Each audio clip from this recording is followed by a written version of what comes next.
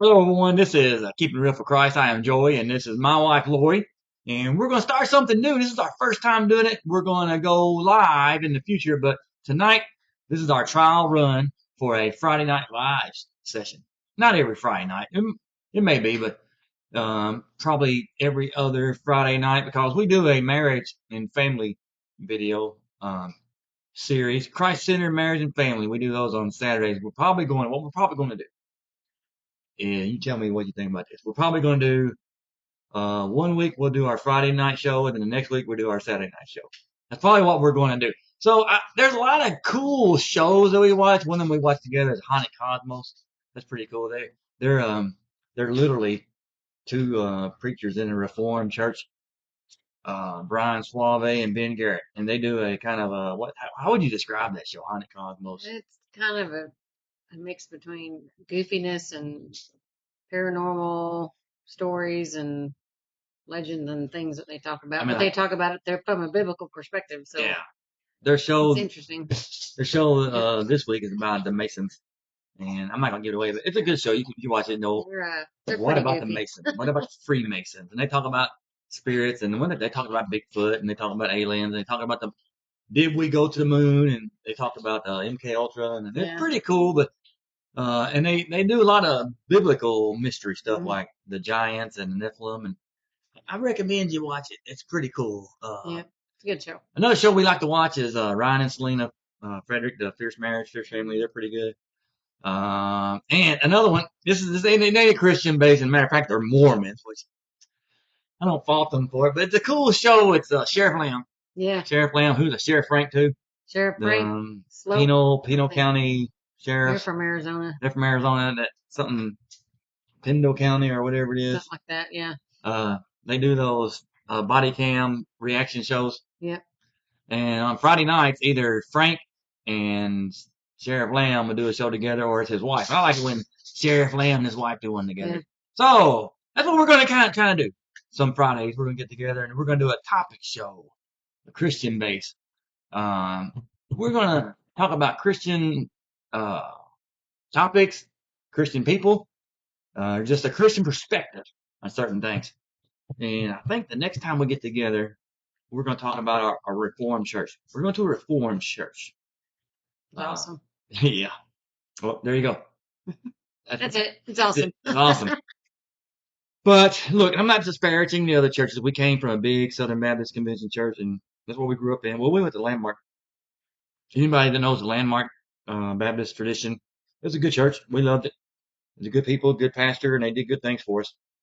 But we got married. We decided to try a different church, and we went to a big Southern Baptist Convention church. We like the church, but we started learning about the Reformed way, and you can get Calvinist.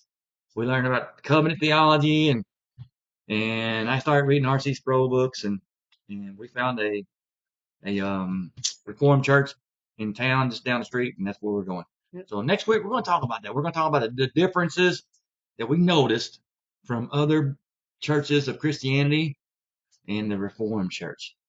We're going to get candid. This show is going to be candid. It might upset some people, and some people might go and be fist bumping us. Some people might be wanting to fist was another reason. Yeah. Might be wanting to hit the thing. And I got these goofy dogs out here, so Yeah, I got a dog in them. if I jump up and go to the door, it's because these dogs are needy. You got needy dogs, we got needy dogs. Anyways, we're gonna start off with James White. Y'all know James. You know who James White is. He kind of snickers when I talk about James White. James White is, if you don't know, he's a brilliant. I love James White. He's a brilliant scholar. That's the thing I like the most. I'm reading a book, the Great King James Controversy. James White. If you've never read that book, you need to read it. The Great King James Controversy. James White. It was about, I think he wrote it about 30 years ago. He's famous for dating that who is that? That famous. I'm reading it in my book. The woman Gail Riplinger. G.A. Riplinger. She Gail something.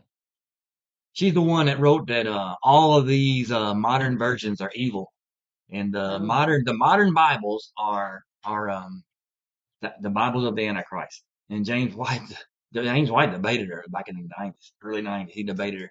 Huh. and he's debated like 100 some people. But James White is big mad that Joel Webbon is going to have Alex Jones at his conference. So Joe Webbon's on a roll. This week he started off with Alex Jones on his show. Joe Webbon does a couple of shows. He does Right Response Ministry with specifically Bible-based shows. It's a good show. We watched one last night. We'll talk about that. And he does one called New Christian Right. Look, I don't agree with everything that's on that show. So I'm not a drinking the Kool-Aid Joe Webbonite. But I like the guy. He's a good guy. He's a faithful minister to Baptist Church in Texas. And I think the guy's truly uh gifted guy by God, and he's a true believer, and he means well, and I like the guy. I support the guy. It's not everything. But he's gonna have a conference in November.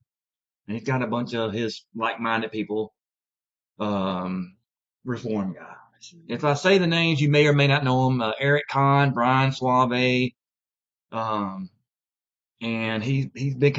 Joel Webbon has become friends with one of the Alex Jones people, Harrison Smith. This has been going on for a couple months. And Harrison Smith started off on his show talking about Trump and Israel and the war in Iran. And so now Harrison Smith is a regular. He's a regular on Joel Webbon's YouTube platform. So this week, Joel Webbon had Alex Jones on his show. It was phenomenal. Mm-hmm. Alex Jones! And then the very next day, Alex Jones had Joel Webbon on his show. And the main headline was Alex Jones is going to be the key speaker at Joel Webbon's conference. James White's big mad. Big mad. You know, Alex Jones, and this is James White's words. God bless him. I love James White. Alex Jones is a fraud and a fake. He's no Christian. He's just, manipulator. He's a big manipulator and a big fraudster. And I told Joe Webbon not to go down this road. He's big mad. Man. What? She did an impression. Do the impression of Joe Webbon and Alex Jones that she did the other day. I don't even remember what it was now. It was like, Joe Webbon talks like this, and he's real, soft-spoken and well-mannered. And Alex Jones he's like, and Joe Webbon's, damn right, the conference, Joe. I'm so glad that you're going to be at the conference. Thank you. I know that you're a great favorite. Completely end of the spectrum voice, the way they talk. Joe is very calm. Very calm, well-mannered, well-spoken. Alex Jones is very excited. Oh, yeah. That's Joe. Fired up. It's so funny. Joe and Alec and James White says that he calls it the Christless conference. Joe Webbon's calling it the Christ is King conference, which it's appropriate, but James White's mad. The Christless with Alex Jones. Can't believe it. Maybe I think Joe might turn Alex Jones around. He might. They're forming a pretty good bond. But I think it's a good thing. There's nothing wrong with that. What's wrong with Joel Webbon and Alex Jones being buddies? What's wrong with that? I think it's funny. Look, love you, Joel Webbon.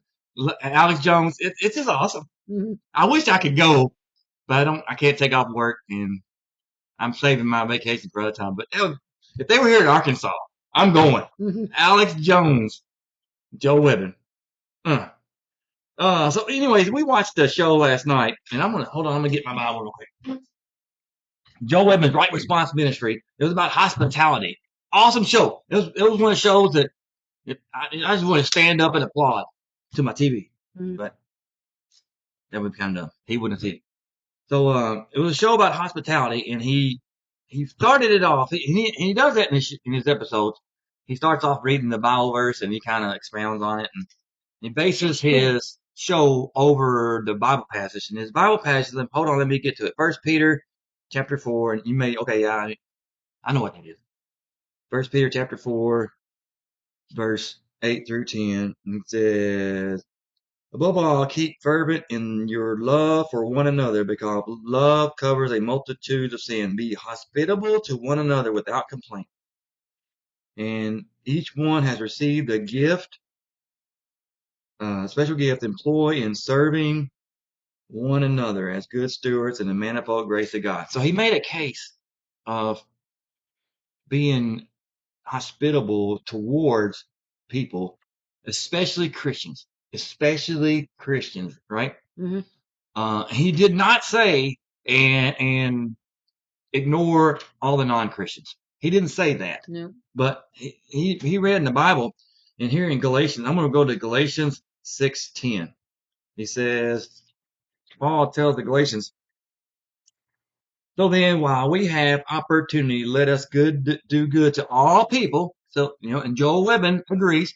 And did you think that Joel Webbon did a good job at explaining his reason? Yeah. If you watched the whole episode, was there any way possible you could be confused at what he was saying? No. Well, I mean, if you could take a clip of it and manipulate it. Yeah, that's you what had to people watch do. the whole thing to understand So it. he said, let's do good to all people, especially to those who are of the household of faith. So here's the principle. Here's the Christian principle. And every good Christian teacher, preacher, scholar knows this, but sometimes they're afraid to say it. And I'm going to give an example. And the people who I'm referencing to, I'm not going to say who it is. They might get upset. But I believe, like Joel was saying, those of us who are Christians, and if you attend a local church, you should be aware of the people around, the Christians around you. And if you see a fellow Christian struggling, and if you can help them, or if the church can help that fellow Christian, you should do so. Like when you were single mom, the church helped you, right? Mm-hmm. Church, They let me get stuff out of the food pantry, and I was a teacher, still a teacher, but I don't get paid once a month, so usually right before that paycheck came in, I needed to pay for gas. Yep. So I'd go to the church, and they'd take me to the gas station, put gas in my car. Yep.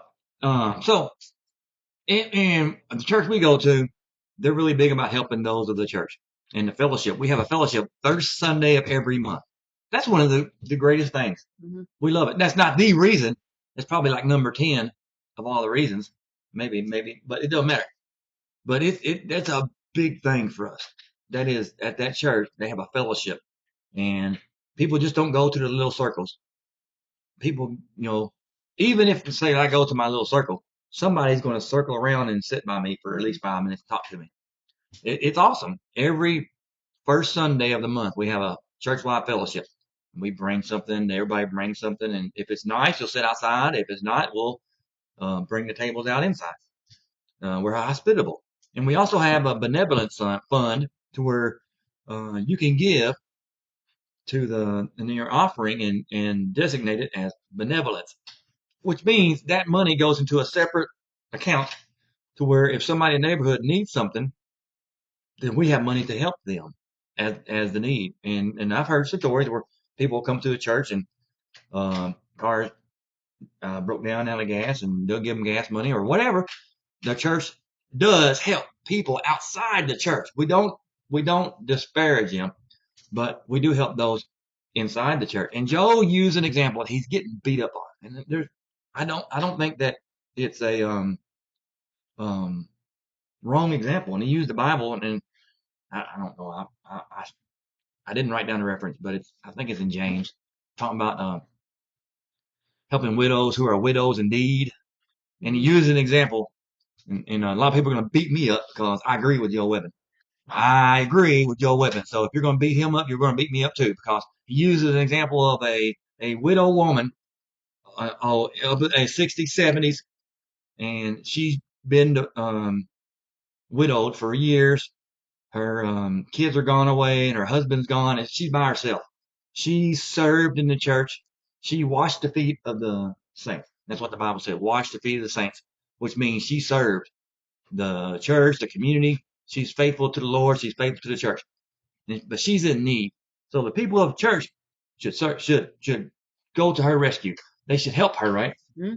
But then there's another woman, doesn't go to church, doesn't care about God, may be an atheist or lesbian or whatever.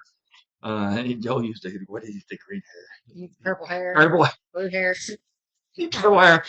And he said, if you had to choose, well, this woman down the street, she needs help. We as a church, we should help people, right? We should help those in need. But then Sally, who's been faithful all these years to us, we can only help one person. If you can only help one person, do you help Miss Sally, who's been a faithful Christian all her life, or do you help the purple-haired girl that hates God, hates kids, loves abortion, and hates Christians, but wants you to do something for her? He said he'd let her starve. Sometimes I wish he would kind of. They wouldn't say stuff like that. He said, I'd let her starve. I know what you mean, Joe. I know what you mean. Amen. I would serve the Christian lady that's been faithful all her life first. And if I had means to, I'd serve the non-Christian woman. But I'm not neglecting our own to help, not our own, to help the foreign person. Does that make sense? Yep. And Joel Webbon, he gets beat up over that. Beat up. He's terrible. The worst kind of Christian, not a Christian. It was bad. I'm with you, Joe. I'm with you. I'm coming to your aid. So I don't know if you watch this, but we're supporting you, Joe. And I got an example. Let's say a certain church has a drive where they give away shoes. We're going to give away shoes to kids before school, but it's going to be to the kids of the community. So we're going to donate money. I want you to church donate money, and we're going to give away shoes. That sounds good, right? Sounds good. And then after the event's over on a Saturday, all the kids in the community, they got their shoes. And at the end of the event, they say, okay, all the families in need in the church, come and get the leftovers.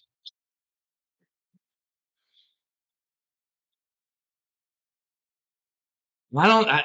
That's what goes on in churches. But anyway, you got anything to add? Well, I mean, when I was a single mom, they did that to us, and they were like, "Hey, we had these shoes left over." The Landmark Church. The Landmark Church was very hospitable towards those of the church and those in need. Outside. And it might have been. It might have been after we got married, right after we got married. Maybe you were deployed or something. I don't remember now. But yeah, it might have been. It might have been that. And they were younger, but yep. I just remember. Here's what we have left. If you can find something, you can have something. But they didn't have anything. And if a purple-haired lesbian came to the church at that Landmark Church and said, "I need something," they said, well, "Hold on. Miss Lori needs something, so we're going to give it to her first. If we have any left over, we can take care of you, purple-haired lesbian." But I'm using Joel Webbon's. I'm using his reference. Joel Webbon's reference. So we know a couple of churches that we can say that yes, they did care for their own. So anyway, back to James White.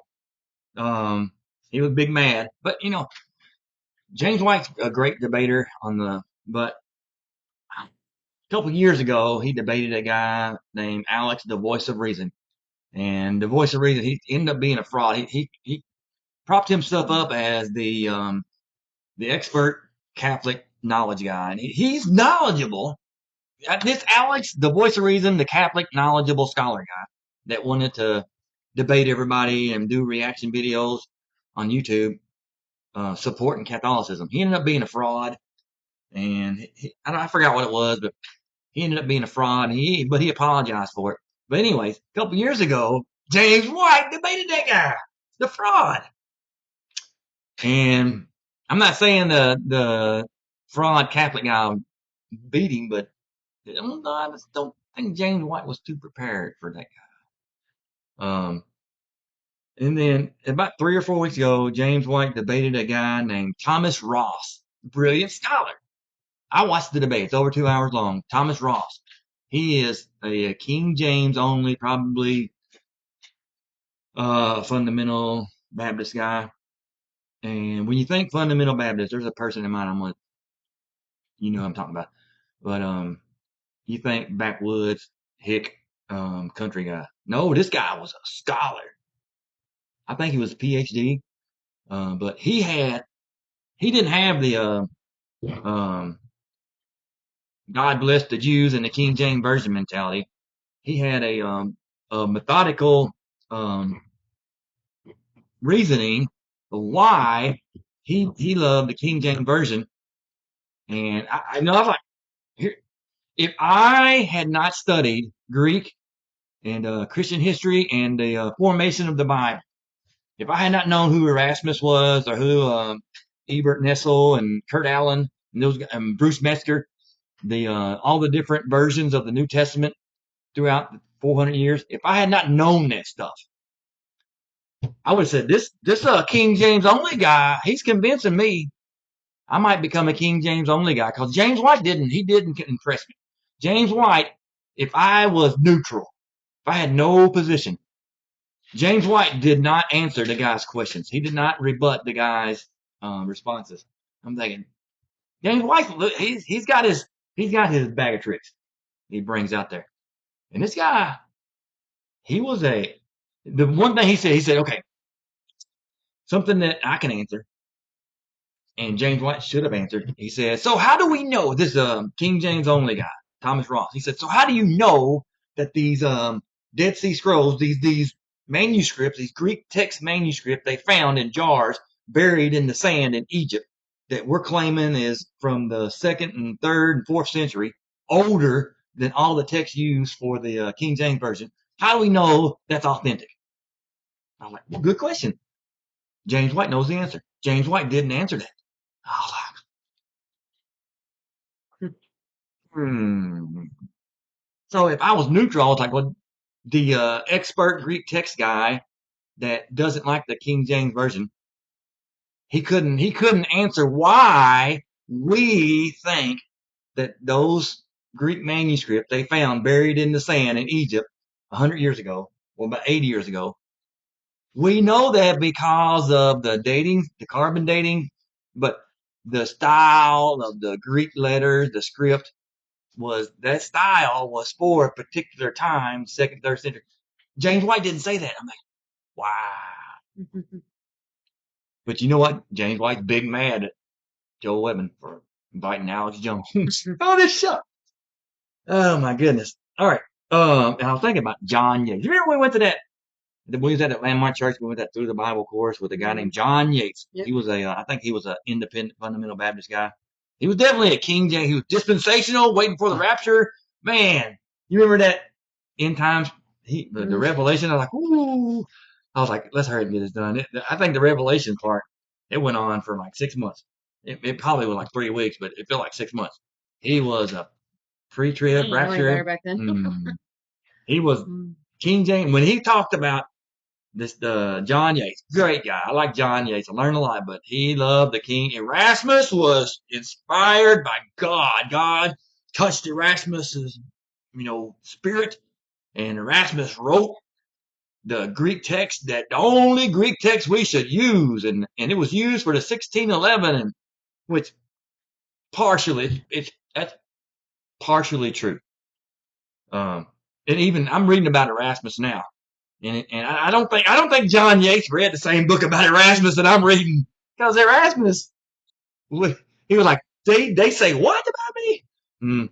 But when I just thought about that, John Yates. I wonder if James White ever debated him. So have you heard about that guy Josh Howerton, the big skinny jeans, baseball cap wearing guy? Would you say he's a good looking guy? I mean, he's got an appeal. He's got the looks. He's got the, hey, the hipster talk. Yeah, man, I'm the hipster preacher, man. Yeah. Yep. And he's got a big mega church down in Dallas. I guess it's Dallas, I think. Somewhere in there. He's becoming pretty famous. But people like me and some of the other people that I follow, they're pointing out some red flags. So I got some red flags for Josh Howerton. Number one, recently, this ain't like 10 years ago or 2 years ago. This was like less than 10 days. He came out on another show praising Paula White. You know who Paula White is? Yeah, Paula White. That's Donald Trump's fake Christian advisor. And I said, fake Christian advisor. Josh Howerton would say that I am mean and a heretic for calling her a fake Christian advisor. He was just heaping praise on Paula White. And he promotes Israel. He's a big Zionist. I heard some clips before where he didn't act like he was so much of a Zionist, but now he's a big Israel supporter. He's all for supporting Israel and propping them up. And uh, I heard a sermon. It was back in 2020, the famous George Floyd. Look it up. Look up Josh Howerton's George Floyd sermon. It'll blow your mind. Or I mean, if you're all about the George Floyd was a victim, you'll love it. But he is one of those all about the inherent racism. You know the inherent racism that because you're white, you're racist. Yeah. Josh Howerton is one of those. He's one of those people. When I showed you that video of him, Corey, the smart Christian guy, Corey Minor, yeah, the video about Corey Minor did a video saying don't trust, don't listen, stay away from Josh Howerton. What did you think when you saw that video? It was Yeah, it was wild, wasn't it? Mm-hmm. He has a super big mega entertainment church. He has a big religious institution, a lot of followers. So we stay away from Josh Howerton. So question for you, and you just got to explain why. Would Josh Howerton be welcome to speak at our church? No. Why not? Well, I don't think they would probably think he was a heretic. Yeah. And definitely wouldn't support his supporting Paula White. Definitely wouldn't support his supporting Israel. Just him being a hipster mega entertainment preacher. That.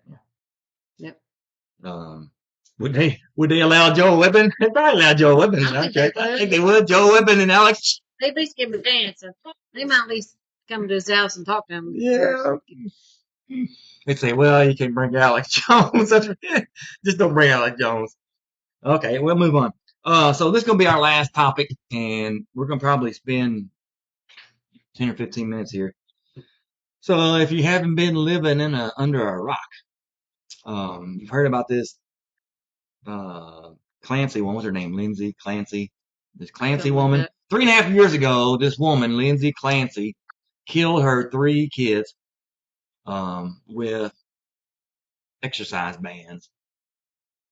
You know, there was exercise bands wrapped it around can you imagine that? Wrapped it around the baby's 7-year-old and 2 or 3 of them, the toddlers, wrapped it around the baby's neck until they died. 3 of them.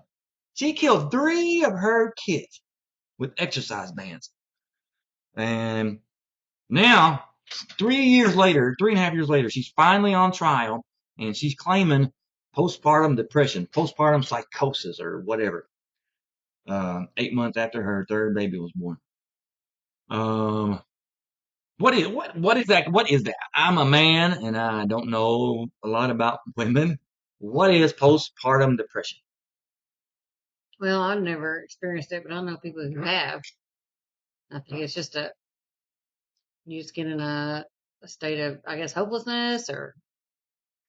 Do you feel like, because I've been trying to watch these videos of women trying to explain it. You feel like maybe I am not worthy to be a mother. I can't do this. This is too much, or probably, yeah, something like that, or I mean, it's a real thing, but does it vary at different degrees? Yeah. Maybe I'm not good enough, or I don't think I can be a good mother. I guess that's okay. Yeah. Or why? I guess the extreme would be, why do I have this thing here? I hate this thing. Mm-hmm. That's what a lot of people, a lot of these modern women are saying online, that they don't want to be a mother, and so there's a lot of people saying that she's a victim. I know there is the substantial legitimate reports that she was on a whole list of medication, and they were saying that the doctors did this to her. Well, I also heard that she doctor shopped, which means that she had several doctors that she was getting prescription for this one and prescription from that one and prescription from that one. I don't know if they all talk to each other.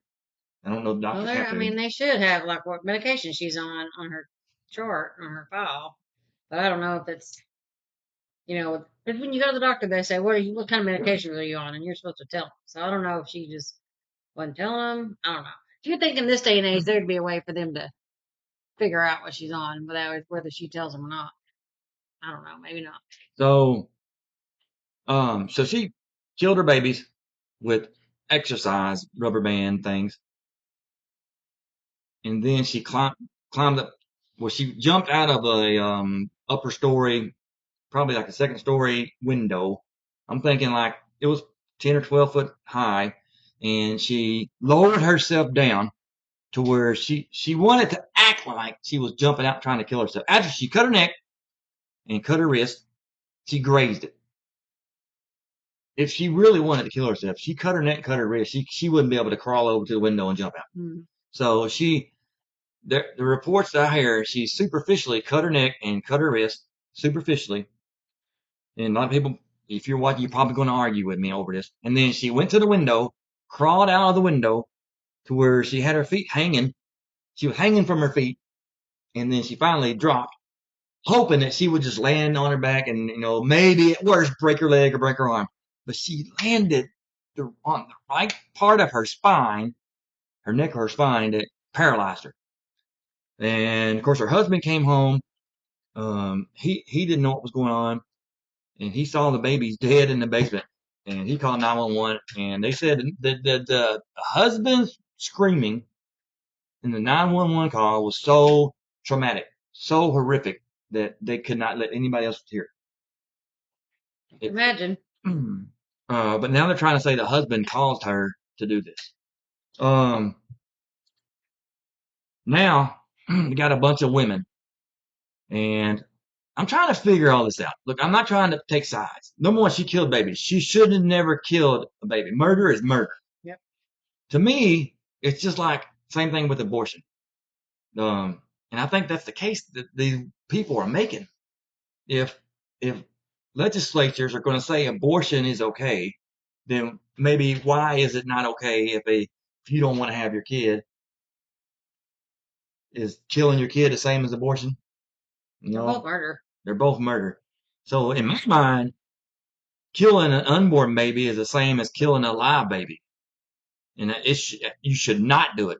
But I guess in the liberal pro-abortion, if I can kill my baby in the womb, I can kill my baby outside the womb because I'm crazy or whatever. Why? What possesses? Number one, what possesses a mother to want to kill her kids?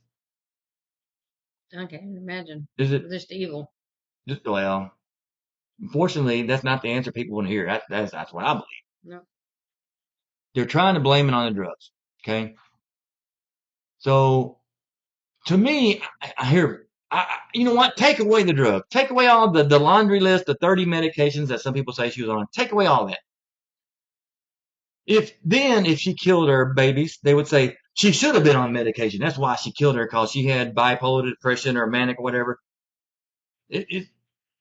Look, evil is evil. Mm-hmm. So now there's a bunch of women lined up on the streets, supporting this woman. They raised $1 million to support this woman. She's going to go to jail. What's the money going to be for? They're not take care of her kids, that's for sure. Oh. Yeah. Should go to the husband, I think, because he's probably going to have his own therapy. Well, they're trying to vilify him. They're trying to vilify him. There's word going around that she told him before this happened that I'm going to kill our babies. And he testified in court under oath. She never said that thing. She never said she was going to harm her kids.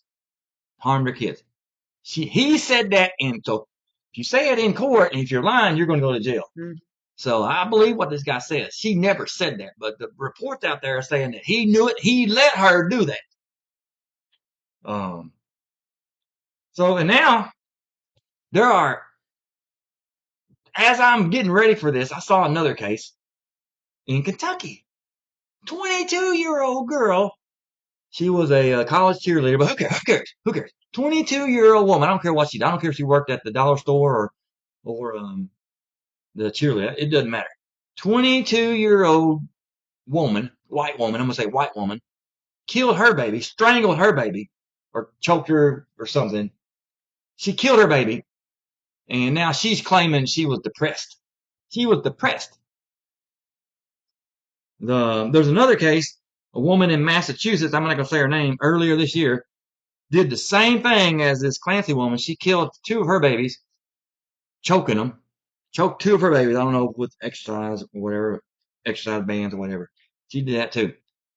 So I think there's a bunch of women on trial that are watching this Clancy video, the trial, and hoping that if she gets away with it, we're going to get away with it. So now you got a bunch of liberal women, and not liberal women. I heard, well, she probably is liberal, but what's her name? That big social media, Candace Owens. Candace Owens says that she believes that Clancy woman is not guilty because the doctors caused her to be like this, giving her all that medication. Big Pharma did this. Big Pharma should go to. Well, Big Pharma ain't going to jail. Mm-hmm. Big Pharma, no doctor's going to go to jail because of this. That woman's going to jail. I don't understand. Why would Candace Owens say that? I don't understand that. She's trying to appeal to the crown, I guess. Maybe. Yeah. Now there's women on making these. You can go to TikTok. I don't go to TikTok, but I saw on X a clip from TikTok. Women are hanging out of their windows, trying to simulate to show support to this Clancy woman. They're hanging out of windows, and now there's you ever heard of the throwing ice in the bathtub thing? Mm-mm. To where if you are mad at your kids and you need to vent, get you a bucket of ice and just throw it in the bathtub and scream at the top of your lungs. That's the stuff they're doing. When my kids were little and they were too much for me, I would just go sit in the car. Like I did. I mean, I would make sure they were safe first, I didn't just leave them by themselves, but I would just go sit in the car. Or like if I was picking them up from daycare or something, I'd just sit in the car for a few minutes before I go in and get them, because I'm a teacher, so I had kids all day. And then I'll just sit in the car and go, okay, I'm going to take 5 minutes for myself. I didn't do any of that other dumb stuff. That's what I did. Okay. So let's look at this from a different angle. So a lot of, some people would say women are wicked. Women, what do you say? Women, are more prone to irrational behavior than men. Would you say that's true? Women are more prone to irrational behavior than men. I don't know. I would say no. No. You think? Maybe emotional. They might be more emotional, but I wouldn't say they're irrational.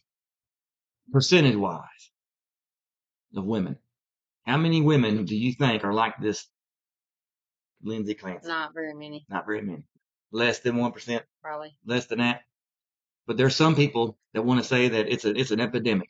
There are 20-30% of the women in the world that act like that. Yeah, and there's another video. It was you can't understand it because it's in Swedish. What do they speak in Sweden? They speak Swedish. What language do they speak in Sweden? There's a name. I can't remember. But anyways, there's you can look it up. I don't know what her name is, but there's a Swedish lady in 2019 that her house was on fire, and she went in 6 times to grab her 6 babies, one by one, and 96% of her body is burnt. She saved the lives of her baby, risking her own lives. And I think more women are like that. I think more women are like that one. And the percentage of women that's like this Clancy woman are very small. And all these women you see on TikTok throwing ice at bathtubs and screaming at the top of their lungs and trying to hang out windows and lined up in the streets, that's a small percentage. There's probably they're just the ones that get all the attention. Yeah, there's a couple billion women in the United States, probably maybe a billion or so. There are probably 10,000 women. 1,000 women. Maybe not. Yeah. Small But number. social media wants you to think that women are crazy. An epidemic, yeah. Well, it's an epidemic. It's not an epidemic. It's not an epidemic. That lunacy is what's the epidemic. Yeah. That dumb thinking. And there are some in the, what do you call it? Extreme right-wing conservative movement that say women should not be able to vote. You think a woman should have the right to vote? Yep. You think it's just because liberal women can vote that should take away women's right to vote? Yeah. But see, here's the deal. For every blue-haired lesbian woman, like Joel Webbon says, there's probably 99 women like her, or decent women. It ain't gotta be Christian women. There's probably 99 out of 100 women that are not like that blue-haired lesbian woman. So if you take away the rights for women to vote because of that one woman that you deem unworthy to vote, then I think I told her, I said, let's take 100 people, 50 men and 50 women. And you got candidate A and candidate B. Candidate A is the one that should win.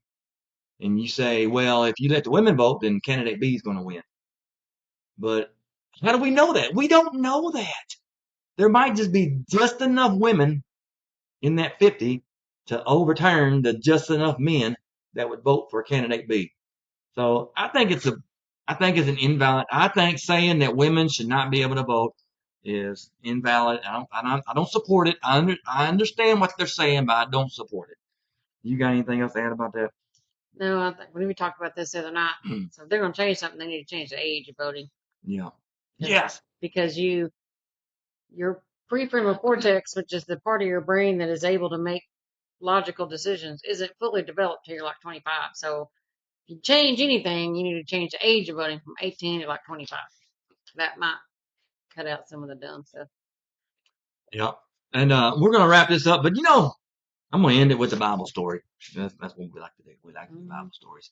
I thought about this Clancy woman and these women killing their babies and psychotic acting. And it's sad, really. And my heart goes out to the husband and the families, the grandparents or whatever, and the poor babies. Yeah. I honestly believe that they're resting in the arms of Jesus now. They're being comforted.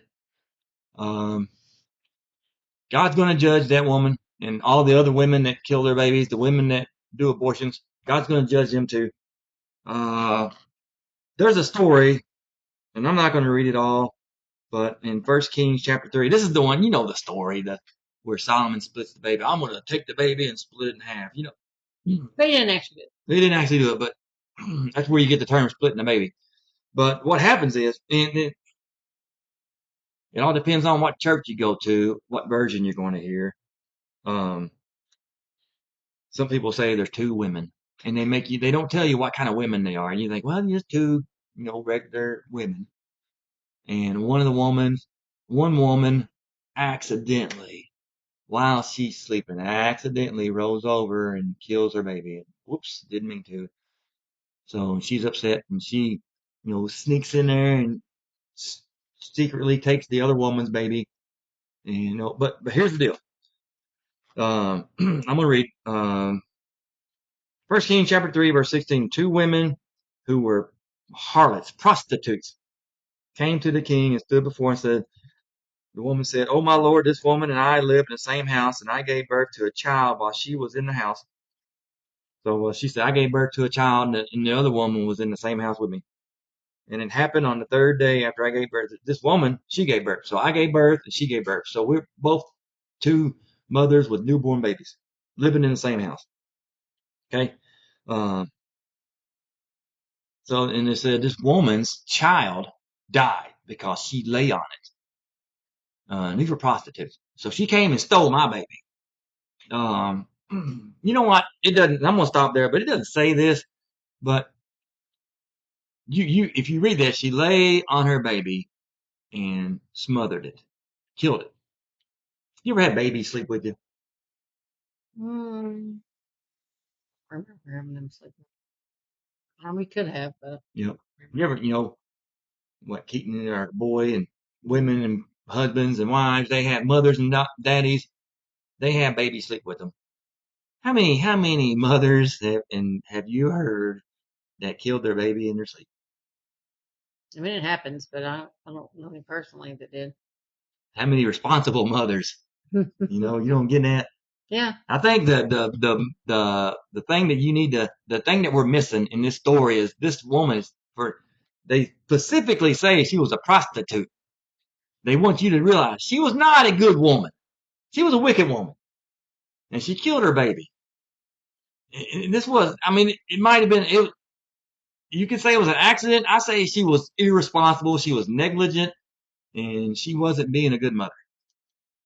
She wasn't. This is just the story I see here. So just like this Clancy woman, you can say it was the drugs, it was the psychosis, the depression, or whatever.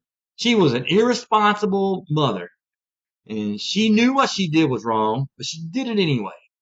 So, I mean, that's it. You have anything to add? I don't think so.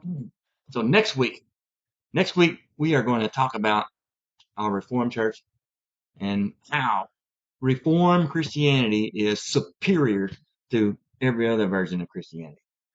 So that's our cliffhangers. So thank you, and I hope to see you next time. And hey, one more, I can't leave without talking about our book. We're writing a book. It's a marriage book, and we talk about it on our other channel. We sent it out for publishing. It came back with an error. All we got to do, we got to put this number right here in our title, in our copyright page. Yeah. That's it. We just got to make a small correction, and we're going to get this back to the publishing. It's going to be on Amazon, Kindle, ebook. Mm-hmm. You can buy it off of our website. So whenever this comes out, I'll let you know. So look for it at the One Flesh Union. This is the biblical book about marriage. If you want to know what the Bible says about marriage, this is the book. This is the book. So I encourage you to look forward to that, and I hope you buy it. So hey, and look for us on Christ-Centered Marriage and Family, and I'll leave a link to that. So thank you, and we'll do this again sometime. So thank you, and God bless.